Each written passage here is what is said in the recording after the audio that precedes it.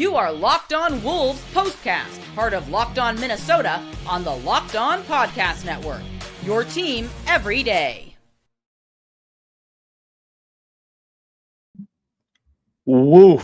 That is the one-word summary of a brutal 123-107 Minnesota Timberwolves loss to a suddenly streaking Brooklyn Nets squad who got a combined 57 points from Cam Thomas and Michael Porter Jr. in a big-time win for them. What's going on? Back at it tonight for another Locked On Wolves postcast right here on the Locked On Minnesota Network, all part of the Locked On Podcast Network, which, thanks to all of you, our everydayers, is now the #1 sports podcast network nationwide. I'm Jack Borman, riding solo again tonight without my co-host Luke Inman, who will be back on Monday with us. This is our live reaction show, so we go live within about 10 minutes of every Timberwolves game going final. So if you are listening to this show on the Locked On Wolves or Locked On Minnesota podcast version of this show, please be sure to check us out on those YouTube channels as well.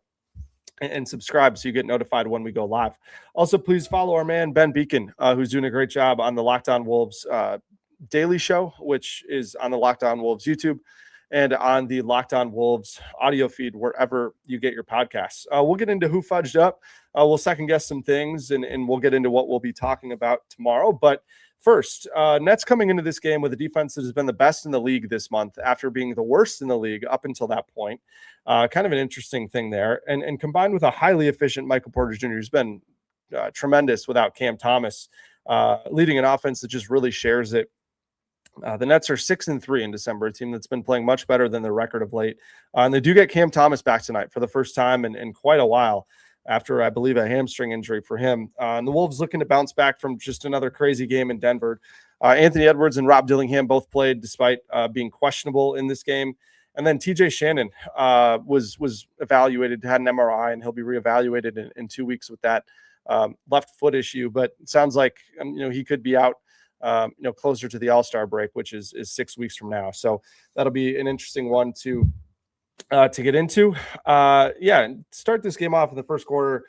Just a back and forth opening to this game. But Dante DiVincenzo saw his first 2 3-point looks go down after shooting 0 of 7 in Denver, which was a welcome sight. And then Jaden McDaniels threw down an absolutely insane dunk on a he faked a alley-oop to Rudy in transition, then threw it down on Nick Claxton, which really got the energy going. That ignites a 7-0 Timberwolves run that has Jaden's fingerprints all over it. And then the Nets go on an 18-8 run to take a 3-point lead after the first quarter. And kind of the canary in the coal mine there was just the Timberwolves' paint defense was awful. They gave up 24 paint points in the opening frame. That's the most in a quarter all season for them. And that's normally half of what teams in an NBA game get all game. 50 is kind of the average watermark there. And that's got half that in the first quarter. And then second quarter, Brooklyn does a good job getting out and running, playing with some pace. Rob Dillingham comes in. Mike Conley did not play in this game. He was a healthy DNP CD in this game.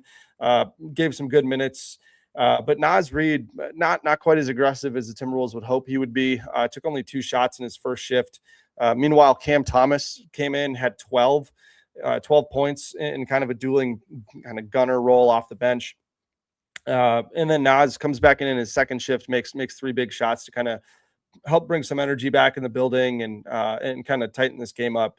But Anthony Edwards comes back in, grabs a hold of the game once he checks back in about midway through, scores 5 quick ones, got Julius Randle a dunk. Got a lot of energy in the building, which I think led to some better defensive intensity on the other end of the floor. And then as a result, the Wolves took a 1-point lead into halftime, 63-62. Again, Brooklyn's 46 points in the paint, most in any half the Wolves have allowed all season. So they were plus 18 in the paint. The Wolves were plus 18 from the 3-point line. So those two things kind of netted out. Third quarter, Jaden McDaniels picks up 2 quick fouls and things kind of unravel from there. The Nets go on a 15-7 run. Wolves offense is very disjointed, a lot of 1 and no pass offensive trips. And then Cam Thomas was just in a flow state all quarter. He had 12 of his 30 points in that third quarter, also added 2 assists. The Wolves just didn't really have an answer for him as he was making some really tough shots. It wasn't like they weren't playing any defense. He was forcing up some crazy shots, but they went in, and you got to give him all the credit for coming back the way that he did. Scored 30 points in 20 minutes off the bench in his return, which is pretty crazy. Fourth quarter, the Wolves had their chances to come back in this game. They laid a good foundation for a comeback with a decent amount of stops and slowing the game down, getting to the drawing fouls. They were in the bonus for the final 7:37 of this game.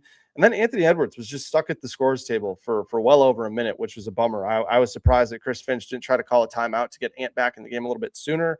That did not happen.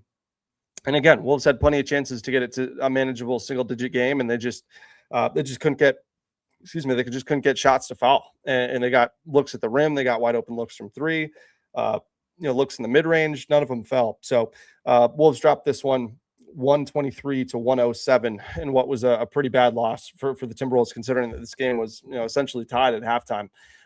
Something notable, Chris Finch came into his pregame presser in a pretty bad mood. Chris Finch is normally very lighthearted with the media, very willing to talk and answer questions, and he was just a little grumpy in the pregame presser, which almost told me that he knew like something bad was coming. And again, I mean, he was right. The Wolves didn't play any defense until the fourth quarter, which was a bummer. Free throw shooting continues to be an issue for the Timberwolves, just some big picture things. They were 20 of 28. Brooklyn was 20 of 21. Those types of things matters in what was a game that was kind of teetering between Brooklyn running away with it and the Wolves getting back into it. And then no one really helped out Anthony Edwards. Anthony Edwards was tremendous for most of this game, had 28 points, and no one on the Timberwolves had more than 16 outside of that. And then the Wolves just didn't have an answer for Cam Thomas or Michael Porter Jr. Cam Thomas had 30. Michael Porter Jr. had 27. The two of them went 7 of 16 from three, combined to go 18 of 33 from the floor. So very efficient night from both of them. Wolves just didn't do enough to make them uncomfortable. And the Wolves had their best players guarding Cam Thomas and Michael Porter Jr. and just couldn't figure it out. The Wolves bench in this game only had 28 points before garbage time on 8 of 22 shooting, 36%. The Nets, meanwhile, had 62 bench points on 64% shooting. And everybody who played, real minutes for this Nets team off the bench had a plus minus of at least 13. And kind of contrary to the Timberwolves, the Nets have a much more balanced rotation in terms of how many guys are playing and how many minutes they're playing. I mean, Nets had every guy on their bench played at least 17 minutes, and they had a 10-man rotation. And then you still had, Michael Porter Jr. and Noah Clowney played 33 and 34 minutes. But outside of that, Claxton 30, Mann 24, Yegor Doman had 27 minutes. So just a little bit more balance. And a lot of those guys were in a rhythm. I mean, you look, Traore was 2 of 2. Wolf was 4 of 7. Sharp was 5 of 5. Powell was 3 of 6. So all those guys were just in a little bit more of a rhythm when compared to the Wolves bench, where you have Naz Reid with 29 minutes, then Highland 14, Clark 15, Dillingham 11. So just not quite as much runtime for those guys. So, but let's get into what we're going to be second guessing tonight. Since hindsight is always 20/20, let's deliver today's second guess. Yeah, my second guess tonight is just the Timberwolves perimeter defense. The Nets play a pretty unique style of basketball in that their centers are almost exclusively out on the perimeter and do a lot of dribble handoff, ghost screens, slipping screens, those types of things to get into the paint and get the ball in the paint, rather than maybe a lot of your more traditional pick and roll style of play. And again, all those guys do a really good job in the handoff game. They also can play make on the short roll a little bit. And again, you go look at Brooklyn Nets box scores this year, and you see a lot of games where Nick Claxton or Day'Ron Sharp or Noah Clowney are up there with 4, 5, 6, 7 assists in a game. And they showed it tonight. I mean, this team is a team that shares it really well. They've been in the top 10 in assist percentage all year long. Saw that tonight. They had 32 assists. Anything over 30 is a great night. On 46 made baskets, and for an assist percentage of 69.5, which would be in the top 10, extrapolated over a full season. And again, I just thought the Timberwolves didn't do a good enough job of fighting through DHOs and fighting through screens that were up top. And the Nets did a really good job of setting pin downs to get guys into the DHO or into a little touch and go screens, which were super effective at getting Nets players downhill and into the paint. The Wolves were just playing on their back foot or back feet, I guess, or on their heels for the majority of this game on the perimeter. And the Nets just rolled out a red carpet and waltzed into the lane far too easily and far too often in this game. They had 66 points in the paint. I've not been able to check, but I would be shocked if that's not the most the Timberwolves have allowed in a regular season game all season. And keep in mind that the Nets rank last in points in the paint this season at 41.7 per game. They had 46 in the first half. And the shooting percentage that the Nets had in the paint was astronomical, right? We've been talking all year about Rudy Gobert being awesome and really doing a great job at making sure that teams, when they're getting into the paint, really have to earn it and take tough shots. That did not happen tonight. The Nets, 29 shots at the rim. They made 26 of them, 89.7%. That is a crazy efficient mark. And then you just look at paint shots as a whole.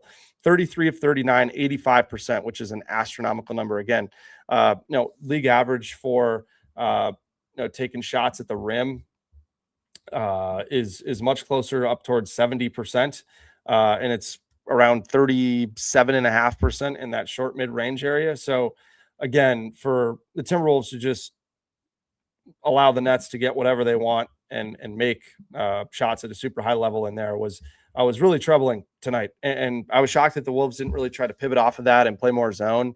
Thought in the Nas and Julius minutes in the front court, they switched things up and had Jaden play the 5 in those minutes and have Nas and Julius play the 3 and the 4 respectively. But both of those guys were struggling with the rotations, and that was kind of a bummer. And the Timberwolves just, again, didn't really try to get in a stance and guard anybody until the fourth quarter, and their offense just couldn't keep up with that. So again, would have liked to see the Wolves try to do a little bit something different, but can't be too on Chris Finch for that, considering that your guys just got to try and got to play hard first and foremost. And there just wasn't a whole lot of that, at least evidently, that jumped off the screen defensively tonight for the Timberwolves. Let's get into who fudged up. Uh-oh, somebody messed up, and it's time to let them know with who fudged up. Yeah, my pick tonight is Julius Randle. I thought that the best way to describe how Julius Randle played in this game was that he was an energy vampire. And I think that Timberwolves fans were audibly groaning in the arena at a lot of different things that he was doing in this game. He got outworked on the glass, and he consistently missed rotations on the backside of the defense and got sucked into the paint too much. And both of those things can't happen. If you're getting sucked into the paint, you really have to make up for that by rebounding. And if you're out making rotations really well, it's understandable if you're only having 3 or 4 defensive rebounds in a game. But Julius Randle had 3 rebounds tonight and gave up several wide open looks from 3, whether it was to Noah Clowney or gave up pump and goes. And it was just a bummer. And on the other end of the floor, Noah Clowney completely took Julius Randle out of this game. Julius Randle was 4 of 11 from 2, only had 2 free throw attempts, and just didn't generate much good offense for the Timberwolves. And he had 11 assists, but a lot of his isolations just took the offense out of rhythm and didn't get guys touches in opportune moments, and didn't create, I guess, as many high value looks as he normally does, despite the 11 assists. I mean, if you want to look and break down where those assists came from for Randle, 5 of them came right at the rim, and he created 5 3-point looks. But a lot of those 3-point looks were, at least it felt like, not having the film available to me, he just got kind of into a crowd and was kind of losing control of the ball at times and just flipped it back out, and guys made shots. But it wasn't really a very rhythmic offensive performance. And I think what just kind of encapsulated Julius's night offensively in this game was in the third quarter, Ant gets rolling. He has a really nice score inside, has an and one. The crowd's getting back into the game. You're thinking, okay, the Wolves are going to mount a little bit of a comeback here in the third quarter.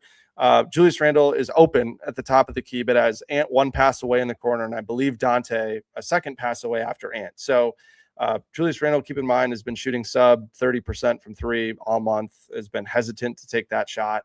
And instead of making the easy extra pass in the night when he's already got 10 or 11 assists, looks off Ant, takes a 3. It's a brick going down the other way. And everybody in the arena just kind of audibly groans. And Ant was very frustrated. I think it was Dante in the corner was frustrated. And again, it's just those types of things that I think you stack them together, missing box outs, giving up offensive rebounds, missing rotations, not making the extra pass like that kind of stack up and just take the energy out of the building and prevent this team from kind of being able to snowball and kind of create an avalanche like they did the other night against the Knicks. And he was a super important part of that. So I just think for Randle, when he does not bring good energy to the game, I think it can really become sort of a black hole. And on the flip side, when he does bring great energy, he's a really talented, awesome player. So that's something that I think has been percolating here for a little bit in terms of the energy that he's been bringing to games. And hopefully he can kind of bring it back here as the Timberwolves get on the road. But it was just a bummer for Randall on both ends of the floor, really, tonight. So tonight's show is brought to you by DoorDash. The season's heating up, and DoorDash has a way to keep fans in their bag the whole way through. Whether you're watching the highlights, the tunnel fits, or just your favorite player, DoorDash makes the entire season more fun. Because every player has their bag, with DoorDash, fans have one too. DoorDash keeps your snacks stocked, your gear fresh, and your watch party vibes absolutely on point. There are nights when your team stresses you out. Let DoorDash become your post-game therapy. Sometimes you just need dessert now. If the group chat says pull up, DoorDash makes sure you show up prepared. Snacks, cups, even a phone charger for the friend who's always at 2%. From tip-off to overtime, stay in your bag and order on DoorDash. Get snacks, drinks, gear, whatever gets you through the season, delivered right to your door. DoorDash, in your bag all season long. Today's show is also brought to you by Game Time. The World Cup is coming back to North America for the first time since 1994. And with 48 teams for the first time ever, it's going to be massive. But let's be honest, getting tickets is usually the hardest part. And that's why the Game Time app is clutch, finally giving fans a real advantage when it comes to snagging seats. With Game Time, you can track price drops in real time, get alerts when great seats open, and buy tickets the moment they hit the app. It puts the power back in your hands and makes going to the World Cup realistic instead of impossible. Pick a game, tap a section, and have your tickets locked in within minutes. No confusion, no hunting for fine print. The seat view feature is a game changer. You literally see what the pitch looks like from your exact seat before you buy. Prices include fees up front, which I love. No last-second surprises at checkout either. Take the guesswork out of buying World Cup tickets and every match, concert, or event with Game Time. Download the Game Time app, create an account, and use code LOCKEDONNBA for 20% off your first purchase. Terms apply. Again, download the app, make an account, and use LOCKEDONNBA for $20 off. Game Time.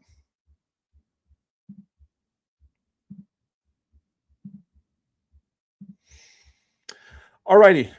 Just a couple of quick hitters here. Rotation, like I said, Mike Conley did not play in this game. He was listed as questionable for rest, but was upgraded to available before this game. Just Finch did not go to him. He instead went to Rob Dillingham, who started the second quarter and the fourth quarter. It was more impactful in the second quarter than the fourth quarter, but again, I thought that he played pretty well defensively and thought that again, knocked down a three early on, which is important. Finch said pregame that Jalen Clark would get the first crack at taking TJ Shannon's minutes, and that's certainly what happened tonight. Jalen Clark played 15 minutes, seventh most on the team, second most off the bench behind Naz Reid, and I think that will continue to be the case just because there's not really anybody else for the Wolves to go to off the bench besides three guards and Dillingham, Highland, and Mike Conley. So we'll see what happens there. But again, I liked the lineup that Finch had to start the second quarter. It was Rob, Dante, Jaden, who came out of the first quarter early, not because of foul trouble, just for rotation purposes. And then they had Naz and Rudy in there. So I'd like to see more of that. I think, Rob's done a really good job of getting Naz open shots, and he's obviously capable of playing in the pick and roll game with Rudy Gobert. So if Rob's going to play, I'd like to see him out there with more of those types of lineups. And then again, I just think this Timberwolves roster just feels a little bit clunky without another wing option off the bench. And I don't foresee Chris Finch trying to go to Johnny Juzang or Leonard Miller or Joe Ingles for extended stretches without TJ Shannon. But if TJ Shannon's going to miss at least a month, it sounds like it's just kind of precarious because Naz and Julius have both had their struggles this season and have not been as consistent necessarily, especially in this month of December as the Timberwolves need them to be. And if those guys aren't going to be able to, play the three and not be quite as effective as they need to be playing the four, playing the five, you're just going to be playing a ton of three-guard lineups and you're going to be playing pretty small, and you've really just got to spread the floor and really shoot it well. And that just puts a lot of pressure on shooting variance like we saw the other night in Denver. So it's going to be an interesting spot. I would not be surprised if the Timberwolves maybe try to get a kickstart on the trade deadline and maybe kick the tires on on some guard or wing options there ahead of the trade deadline before that thing heats up. Again, the Timberwolves are not really in danger, in my opinion, of missing out on the top 6 in the West. I firmly believe this team just needs to get into the top 6 and they'll be just fine. But again, I think you just kind of risk things getting a little bit stale if you're not able to find a consistent kind of bench and kind of others lineup that really is potent. And the Timberwolves have had that in years past, and Nickeil Alexander-Walker has been a crucial part of those, and he's not here anymore. And so I think the decision to go with both Julius and Naz over Nickeil, I don't know that we're at the point of saying that Tim Connolly would want that one back. And hindsight is certainly 2020. I think no one really disagreed with that or batted an eye at the time, but no credit to Nickeil, man. He's been awesome in Atlanta, and hopefully Naz and Julius can really step up without TJ. And then again, we'd like to see Jaden McDaniels continue to take more shots. Again, 16 points on 11 shots tonight for Jaden. Missed some time with foul trouble in that third quarter, but again, I'd like to see Jaden be up there in the high teens behind Ant moving forward in terms of shot attempts. So that's going to do it for us. Appreciate you joining me tonight. Luke will be back with me on Monday night as the Wolves kick off a 4-game road trip in Chicago to take on the Bulls. And that's a 7 p.m. tip. So we'll see you back here around the same time, 9:20, 9:30 on Monday night. Until then, have a great rest of your long holiday weekend. We'll catch you next time.